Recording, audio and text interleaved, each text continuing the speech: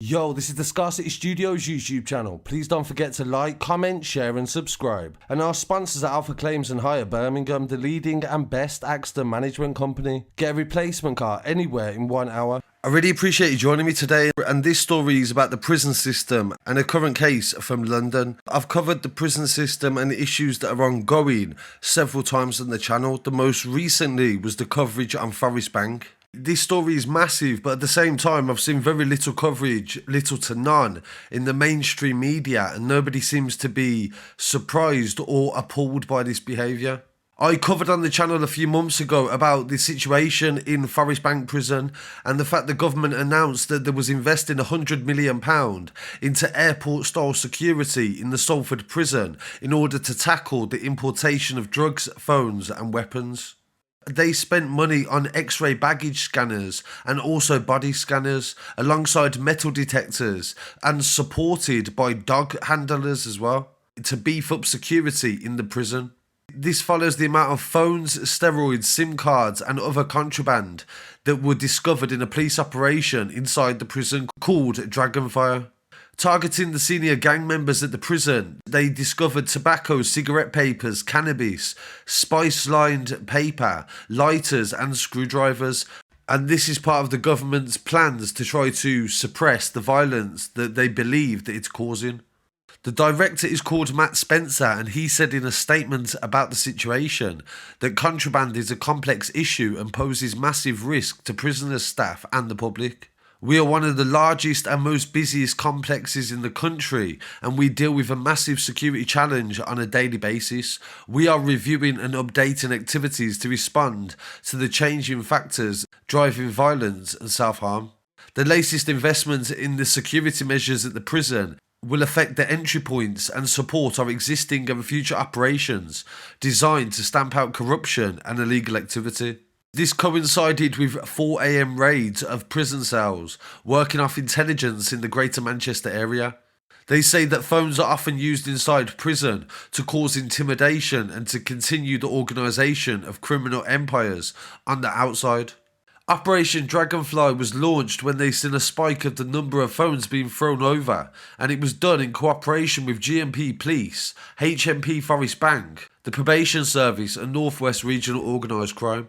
They arrested 6 people and took 6 packages, and the latest in the series of corruption cases involving the prison service. A governor inside Wormwood Scrubs, a prison in West London, was actually arrested and has been bailed over bribery. This follows an investigation by the anti-corruption unit at Scotland Yard, and they arrested him on suspicion of misconduct in public office and offences relating to drugs. In a statement they said he's the governor and not overall in charge at the 1,279 capacity Victorian prison, where former prisoners have included Ian Brady. They said prison bosses acted swiftly when allegations came to light, and this relates to the conduct with inmates involving bribery and also drugs. It's a very serious situation. Prison staff were notified by email of his suspension, and an officer at another jail was also suspended.